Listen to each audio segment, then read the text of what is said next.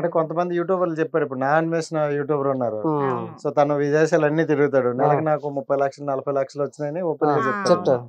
So అలా YouTuber అనేసరికి అన్ని లక్షలు వస్తాయని చాలా మందికి నేను expectation. ఫస్ట్ అదే అనుకునేదాన్ని, ఆయనకు అన్ని డబ్బులు వస్తాయి నేను అన్నాడు అనమాట. అంటేనే ఉత్తి పుణ్యానికి ఎందుకు ఇస్తారు, ఆయనకి ఎందుకు ఇస్తారు, ఏదో అట్లా చెప్పుకుంటున్నట్టు డబ్బులు గన్ని ఎందుకు ఇస్తారు అనుకున్నాను అనమాట. అది మన దాకా వస్తే ఎవరికైనా అర్థం కాదులే. మనకంటూ ఒకటి తెలిస్తేనే అది అర్థమవుతుంది, ఇది చేస్తే ఇన్ని డబ్బులు వస్తాయి అని. అంతే, దాని మూలాన ఇక చాలా మంది ఉన్నారులే డబ్బులు సంపాదించే లక్షలు సంపాదించేటోళ్ళు కూడా ఉన్నారు దాంట్లో. సంపాదించకుండా టైం పాస్ గా చేసి అది టైం పాస్ కాదు, అదే అనుకొని చేసిన వాళ్ళు కూడా వాళ్ళకు రాదులే, అది లక్ అన్నది అందరికి కలిసి రాదు కదా. నా అన్వేషణ వీడియోలు చూస్తారా? నేను చూస్తా. బాగుంటది అది. బాగుంటుంది, చాలా బాగుంటుంది. అంటే రీసెంట్ గా ఒక ఏదో గొడవ అవుతుంది, అది చూసారా? సన్నీ యాదవ్ కును నా అన్వేషణ కి మధ్యలో అయింది కానీ అంత మాకు ఇదే టైం సరిపోతుంది, ఎడిటింగ్ చేయడానికి ఇదే సరిపోతుంది. సో ఇప్పుడు అతను కూడా బాగానే సంపాదించుకుంటారు, అతను సంపాదించు, బట్ చిన్న చిన్న గొడవలు అనేవి కావాలి. ఎవరు చూడు వాళ్ళు పోదు, వాళ్ళ పని వాళ్ళు చేసుకోవాలి, ఎందుకు అవసరం అయితే ఆయనకు జాబ్ అనుకోవాలి. దాంతో ఎవరు సంబంధం పెట్టుకోదు కానీ ఇప్పుడు ఎట్లుంటది అంటే నాదేదో నా పని నేను చేసుకోవాలి, పక్కన వాళ్ళ దాంట్లో చేయి పెట్టదు. అంతే కదా, మనదేదో మనం జాబ్ చేస్తున్నాం, మేము ఒక వర్క్ చేసుకుంటున్నాం. వాళ్ళ గురించి మనం వాళ్ళు అంతే సంపాదిస్తారు, మనం అంతే సంపాదించాలని పోవడం కూడా కరెక్ట్ కాదు. మన కష్టం తగ్గట్టే ఫలితం తృప్తి పడాలి. ఆయనకు వచ్చింది ఇప్పుడు ఆయన 30 లక్షలు వచ్చిందని నాకు రావాలంటే వస్తుందా? రాదు కదా. నాకు వచ్చినంత వాళ్ళకి రావాలంటే రాదు కదా, అది ఎవరు అదృష్టం. మా దగ్గర మాకు వచ్చే సంతోషం, తృప్తి పడతాం. అది 10 వచ్చినా 5 వచ్చినా మాకు ఆడికే చాలనుకుంటాం. మేము కష్టపడ్డంతే మాకు చాలు. అయితే జనరల్ గా కొన్ని ఊర్లలో చూస్తే వాళ్ళ ఇంటి నిండా గవర్నమెంట్ జాబ్లే అని అంటారు అనమాట, మీ ఇంటి నిండా యూట్యూబర్లు. ఎక్కువ అవుతుంది ఏంటి అసలు, అందరూ యూట్యూబ్ మీద పడ్డారు అంటే జనరల్ గా? అంటే ఆ కంటెంట్ మేము చూపించుకోవాలనుకుంటారా, లేకపోతే డబ్బులు సంపాదించాలనా?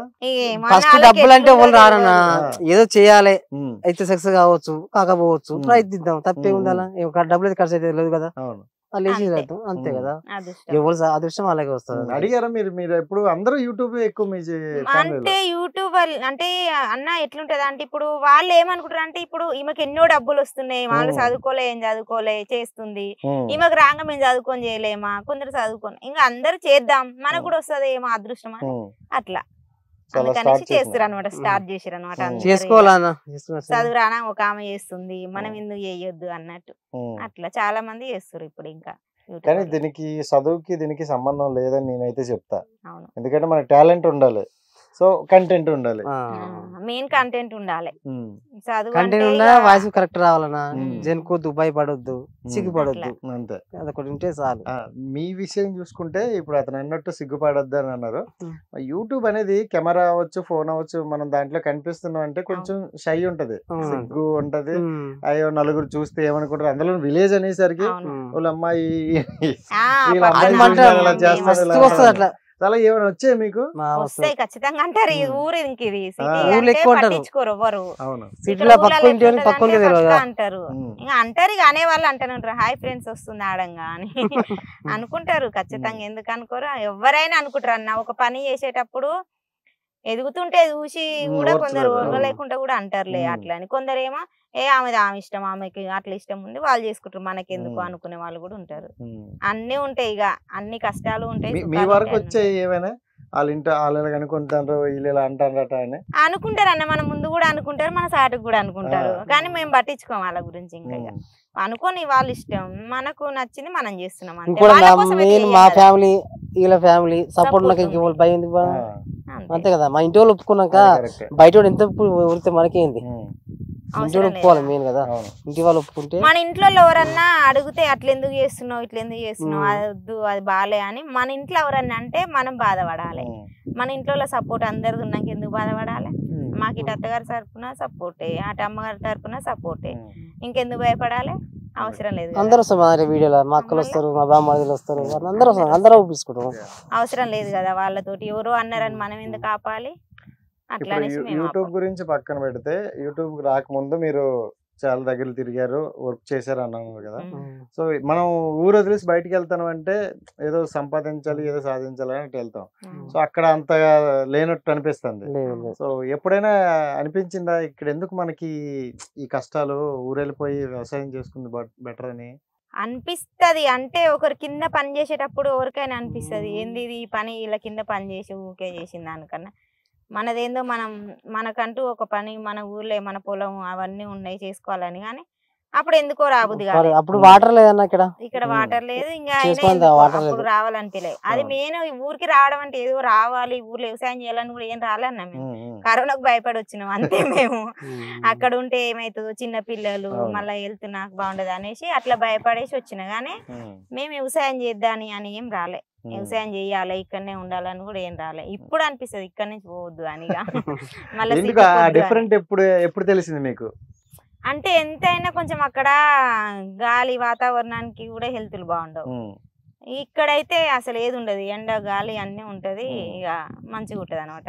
హెల్త్లు కూడా బాగుంటాయి ఇక్కడ వస్తే. అది అందుకని కరోనా తర్వాత చాలా మందికి అర్థమైంది అంటారు. చాలా మందికి మరి అర్థమైంది. అంటే కొందరికి ఏమో ఈ ఎండలకి ఇక చేయలేక కూడా సిటీలు ఉండాలి చెయ్యాలి అనుకుంటారు అనమాట. అట్లా ఇక ఎండలైనా నీళ్ళైనా కష్టపడదాం, ఇన్నే మన ఊర్లో మనం ఉండాలి అన్నట్టు ఉంటే ఇక్కడనే ఉండొచ్చు అనమాట. అట్లా అంటే ఈ వ్యవసాయం కోసం చూస్తే అందరూ ప్రతి ఒక్కరు కూడా సిటీలో మాట్లాడతారు, వ్యవసాయం చేసిన రాజే అదే రైతే రాజు అని. సో ఇంత గొప్పగా చెప్తారు. బట్ చేసే వాళ్ళ కష్టం అది మనకు ఆ కష్టానికి ఫలితం రావట్లేదని చాలా మంది అంటారు. మీ వరకు ఏం చెప్తారు? ఆ కష్టానికి ఫలితం వస్తుందంటారా? అంటే కష్టపడితే వస్తుంది అన్న, కానీ అది వర్షాలతో ఉంటది కదా. ఒక్కోసారి మనం చేతికి వచ్చినాక వర్షం కోతకు వచ్చే మూమెంట్ లో కూడా రాళ్ళ వానలు, ఇట్లా చెడగొట్ల వానలు అంటారు, అవి వానలు పడ్డాయి అనుకో అన్ని వడ్లు రాలిపోతాయి. అప్పుడు ఇంకా రైతుకి ఏముంటది, వడ్లన్నీ రాలిపోయినాయి అనుకో, నీకు ఏదో ఒక 10 రూపాయలు వస్తాయి అన్న దాంతోటే కదా 6 నెలలు పంట వంతది మనకు. ఆ రోజు దాకా మనం కష్టపడతాం, దాని మీదనే ఆధారపడి ఉంటాం కూడా. మళ్ళా అది వస్తేనే మనం ఇప్పుడు 6 నెలలకు ఒక చిట్టి, ఊర్లలో ఎట్లుంటది అంటే 6 నెలలకు ఒక చిట్టి కట్టుకుంటాం అని అట్లుంటది. అట్లాంటప్పుడు మనం దాని మీదనే ఉంటాం కాబట్టి ఆ వాన వచ్చి ఆ వడ్లు రాలి రేటు లేక ఉన్నోడ్లకు కూడా రేటు లేకుంటే ఇంకా రైతు ఏడ రాజు అవుతాడు ఇక కాడు కదా. అది ఎంతకు అడ్డి పౌషర్ అడుగుతాడు, అప్పుడు మనం ఇస్తాం. ఆ పెట్టిన పెట్టుబడికి కూడా ఆడికి వెళ్ళడానికి కూడా చాలా కష్టపడాల్సి వస్తుంది అప్పుడు.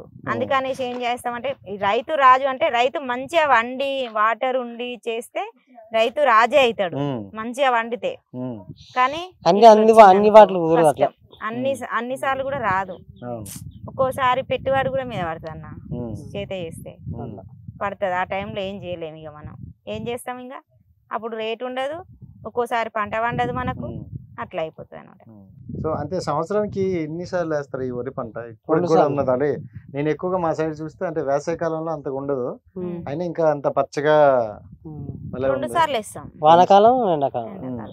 అంటే వానాకాలం అంటే పోనీ ఓకే నీరు ఉంటది బానే ఉంటదండి, ఎండాకాలం వచ్చేసరికి మనకి వాటర్ ప్రాబ్లం చాలా. సో ఎలా మరి గట్టే ఉన్నంత వరకే కవర్ చేసుకుని పెట్టుకోవాలి. వరుసతల్ల లెక్క 2 రోజులకు ఒక తాడి 3 రోజులకు ఒక తాడి అట్లా పెట్టుకుంటాం అనమాట కంటిన్యూగా. ఇక బావి దగ్గరనే ఉండి అది కరెంట్ కరెక్ట్ ఇస్తే కొంచెం అట్లా పెట్టినా వాడుతుంది. ఇక కరెంట్ కరెక్ట్ లేదనుకో పెట్టినది కూడా ఎండిపోతుంది. ఇప్పుడు కరెంట్ కరెక్ట్ వస్తుంది. ఒకప్పుడు బాగా ప్రాబ్లం ఉండేది కదా కరెంట్.